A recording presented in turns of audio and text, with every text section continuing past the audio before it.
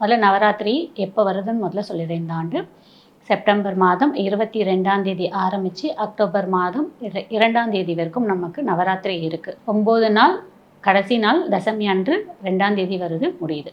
வருடத்துக்கு மொத்தம் 12 நவராத்திரி இருக்குது. மாதமே நமக்கு நவராத்திரி வரும். அமாவாசை முடிந்து பிரதமையில் ஆரம்பித்து நமக்கு நவராத்திரி 10 நாள் இருக்கும். ஆனால் நம்ம மாதம் நவராத்திரி பெருசாக யாரும் கொண்டாடப்படுவது இல்லை. ஆனால் 4 நவராத்திரி வருடத்தில் எல்லாருக்குமே இப்போ தெரிஞ்சதாகவும் இருக்குது, அறிஞ்சதாகவும் இருக்குது. என்னன்னு பார்த்தீங்கன்னா, முதல்ல ஷாம்லா நவராத்திரி, அதற்கப்புறம் வசந்தம் நவராத்திரி, ஆஷாட நவராத்திரி, சாரதா நவராத்திரி, மொத்தம் 4 நவராத்திரிகள் நமக்கு இருக்குது. அதில் இந்த நம்ம சாரதா நவராத்திரி மட்டும்தான் ரொம்ப பிரபலமாக நம்ம கொண்டாடப்படுறோம்.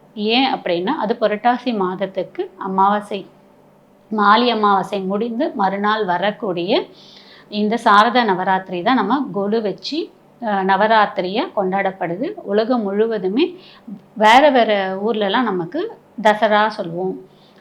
நம்ம ஊர்லேயே இருக்கக்கூடிய திருச்செந்தூர் பக்கத்தில் இருக்கக்கூடிய குலசேகரப்பட்டினத்துலேயும் தசரா அப்படின்னு சொல்லி கொண்டாடப்படுது. இந்த மாதிரி இந்த நவராத்திரியை 3 விதமாகவும் சொல்லி கொண்டாடுறாங்க.